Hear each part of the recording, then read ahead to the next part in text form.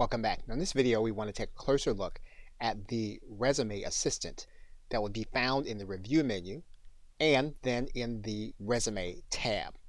If we click open that tab, you'll notice that the role that has already been written in is called freelance writer in the industry of marketing and advertising. And the first thing you'll see are sample work experience examples. Now these work experience examples come from actual LinkedIn public profiles. So you'll be able to determine what of those examples you might want to use. Now the next section down, what you're going to notice is that the skills that are being discussed inside of those profiles are listed here in this section. And again, these skills are taken also from LinkedIn.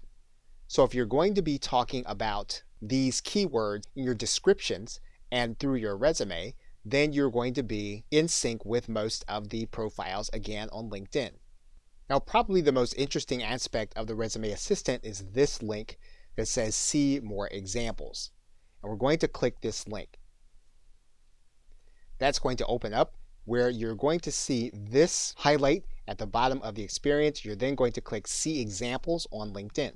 What you're then going to see are real profiles of individuals who actually have the position that you have written your resume about, so that you'll be able to look at actual professionals and how they describe themselves. If you're signed into LinkedIn, you'll see the individuals within your network that have this experience also. And then you'll have insights on the actual position. You'll be able to see median salary. You'll be able to see the top companies that hire the individuals with this job description. You'll be able to see the top universities where the individuals come from and where these individuals actually work. And you'll be able to see where these individuals are located in the world. Now, if you want insights on salary, you will need to log in. And this is probably the only point at which you'll need to log in order to use the resume system.